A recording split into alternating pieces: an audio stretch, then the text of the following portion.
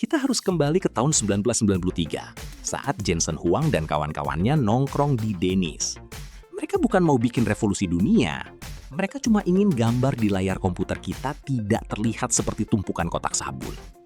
Itulah lahirnya GPU pertama, GeForce 256. Fokusnya sederhana, memproses ribuan titik cahaya secara bersamaan agar visual game jadi mulus. Lucunya, arsitektur yang mereka bangun untuk tembak-tembakan di game ternyata punya bakat terpendam. GPU dirancang untuk melakukan tugas matematika yang repetitif dan masif secara paralel. Sementara prosesor biasa, CPU, bekerja seperti profesor jenius yang mengerjakan satu soal sulit dalam satu waktu. GPU itu seperti ribuan anak SD yang mengerjakan soal tambah-tambahan sederhana secara serentak. Keakraban Nvidia dengan dunia gaming ini sebenarnya adalah masa magang yang sangat panjang. Mereka tidak sadar bahwa struktur matematika yang digunakan untuk merender bayangan pohon di game petualangan nantinya akan menjadi bahasa utama yang digunakan oleh mesin untuk belajar. Ini adalah fondasi pertama yang sering dilupakan orang. Tanpa GPU, riset AI mungkin masih jalan di tempat karena komputasinya terlalu lambat dan mahal. Nvidia secara tidak sengaja memberikan otot bagi riset digital sebelum otaknya benar-benar siap. Mereka menyediakan panggung sebelum aktor utamanya datang. Dan disinilah letak keberuntungan yang dipadu dengan visi tajam. Bagi kita yang dulu cuma tahu Nvidia itu stiker di laptop, sebenarnya kita sedang melihat embrio penguasa teknologi masa depan. Mereka tidak sekadar jualan perangkat keras, mereka sedang membangun ekosistem. Mereka sabar menunggu saat di mana dunia membutuhkan tenaga komputasi yang lebih besar dari sekadar hiburan visual. Coba ingat-ingat, berapa banyak dari kita yang dulu beli kartu grafis mahal-mahal cuma buat main Counter-Strike? Tanpa kita sadari, uang jajan kita untuk rakit PC itulah yang mendanai riset gila-gilaan mereka untuk menguasai dunia AI sekarang.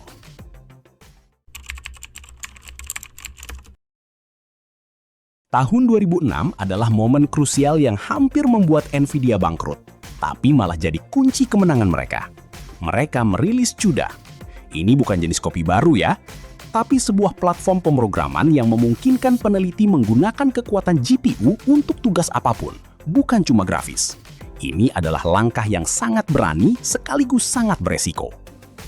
Para investor sempat bingung, buat apa bikin sistem rumit kalau penggunanya cuma ilmuwan yang jumlahnya segelintir? Tapi Jensen Huang tetap teguh. Dia ingin GPU bisa dipakai buat simulasi cuaca, riset obat, hingga fisika nuklir. Nvidia rela menghabiskan miliaran dolar per tahun untuk mengembangkan CUDA saat pasarnya bahkan belum benar-benar ada. Analogi sederhananya begini, Nvidia tidak hanya menjual mobil, GPU. Mereka juga membangun jalan tol, CUDA, dan menyediakan bensinnya. Jadi, saat para peneliti AI mulai menyadari bahwa mereka butuh tenaga besar, jalan tolnya sudah siap, rapi, dan hanya bisa dilewati oleh mobil merek Nvidia. Peneliti AI di seluruh dunia mulai belajar coding menggunakan bahasa CUDA.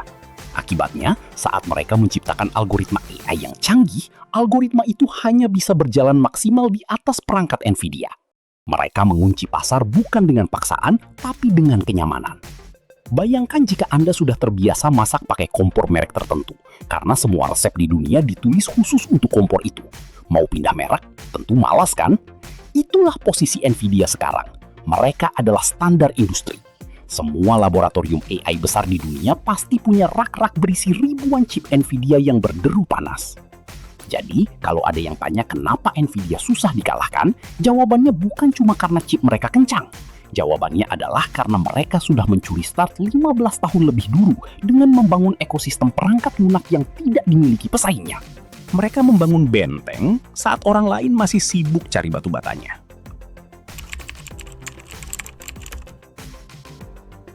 Lalu, tibalah momen Big Bang di tahun 2012.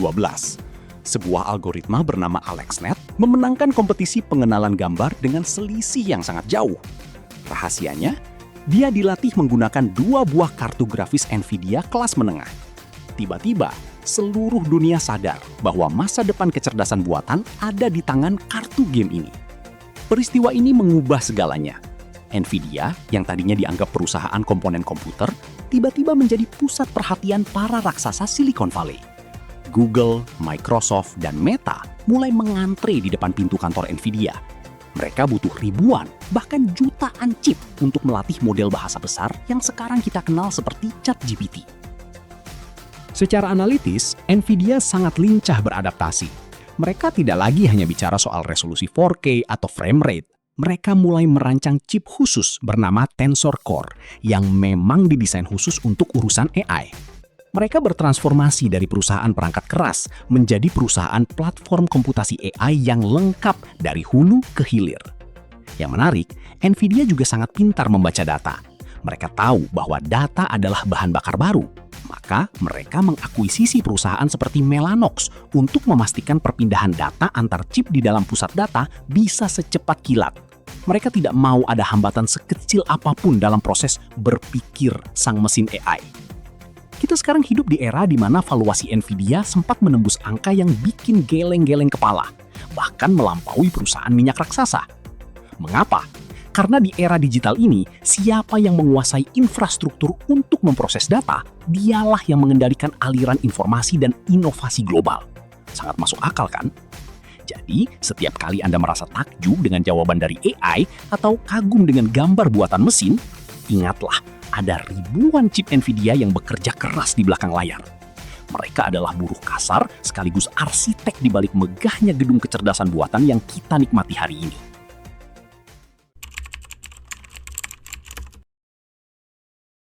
Kini, Nvidia bukan lagi soal kartu grafis di dalam PC Anda. Mereka sudah merambah ke mobil otonom yang bisa menyetir sendiri, simulasi pabrik digital yang disebut Omniverse, hingga robotika medis. Mereka sedang membangun apa yang disebut sebagai komputasi masa depan, di mana batas antara dunia fisik dan digital semakin kabur. Secara sistematis, mereka sedang memposisikan diri sebagai sistem operasi bagi dunia fisik. Jika dulu Microsoft menguasai desktop dan Google menguasai internet, Nvidia ingin menguasai cara dunia ini diproses secara digital. Mereka ingin menjadi otak di balik setiap sensor, setiap kamera, dan setiap mesin pintar yang ada di bumi. Namun, posisi di puncak ini tentu bukan tanpa tantangan. Persaingan semakin ketat, dan banyak perusahaan mulai mencoba membuat chip mereka sendiri. Tapi sekali lagi, benteng ekosistem yang sudah mereka bangun selama puluhan tahun adalah lawan yang sangat tangguh bagi siapapun yang baru mau mencoba masuk ke pasar ini. Kita juga perlu melihat sisi lain, yaitu konsumsi energi yang sangat besar untuk menjalankan mesin-mesin ini. Nvidia menyadari hal itu dan terus berinovasi untuk membuat chip yang lebih efisien. Tantangannya bukan lagi sekedar soal kecepatan, tapi bagaimana membuat kecerdasan ini berkelanjutan bagi planet kita di masa depan. Analisis akhirnya adalah Nvidia telah berhasil melakukan transisi identitas yang luar biasa. Dari perusahaan yang melayani hobi anak muda, menjadi perusahaan yang menentukan arah kemajuan sains manusia.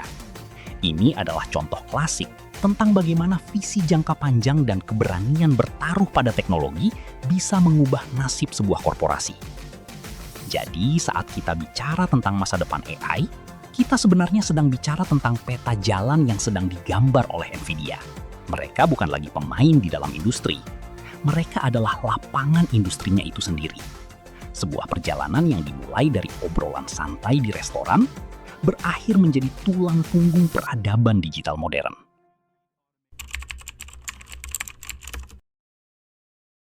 Perjalanan Nvidia mengajarkan kita satu hal penting. Kesuksesan besar seringkali datang dari persiapan yang bertemu dengan kesempatan. Bahkan jika persiapan itu awalnya terlihat tidak masuk akal bagi orang lain. Mereka tidak hanya menunggu masa depan itu datang, tapi mereka membangun alat-alatnya terlebih dahulu. Kita belajar bahwa menjadi adaptif dan memiliki visi jangka panjang adalah kunci untuk tetap relevan di tengah badai perubahan teknologi yang begitu cepat. Pelajaran untuk kita semua, jangan pernah meremehkan langkah kecil atau hobi yang kelihatannya sepele. Karena siapa tahu, dari sanalah pondasi besar hidup kita berikutnya akan terbangun dengan kokoh. Kita sekarang paham bahwa di balik kemudahan teknologi yang kita rasakan, ada infrastruktur rumit yang dikerjakan dengan penuh dedikasi selama berdekade-dekade. Nvidia bukan sekedar merek, tapi bukti bahwa konsistensi pada inovasi akan membuahkan hasil yang melampaui imajinasi awal. Sekarang, Tugas kita adalah menjadi pengguna yang bijak dan terus belajar agar tidak tertinggal oleh cepatnya laju kecerdasan buatan ini. Mari kita jadikan perkembangan ini sebagai alat untuk meningkatkan kualitas hidup, bukan justru membuat kita menjadi malas atau kehilangan sentuhan kemanusiaan dalam setiap interaksi digital yang kita lakukan sehari-hari. Jika Anda merasa pembahasan ini memberikan perspektif baru dan membuat Anda lebih paham tentang peta kekuatan teknologi dunia saat ini, jangan ragu untuk menunjukkan apresiasinya. Silahkan klik tombol like, share, dan subscribe agar tidak ketinggalan cerita-cerita mendalam lainnya tentang dunia teknologi yang sedang mengubah hidup kita. Bagikan juga video ini ke teman atau kerabat yang mungkin masih menganggap Nvidia cuma sekedar urusan game komputer. Terima kasih sudah menonton sampai detik terakhir, tetaplah penasaran, dan sampai jumpa di pembahasan seru berikutnya.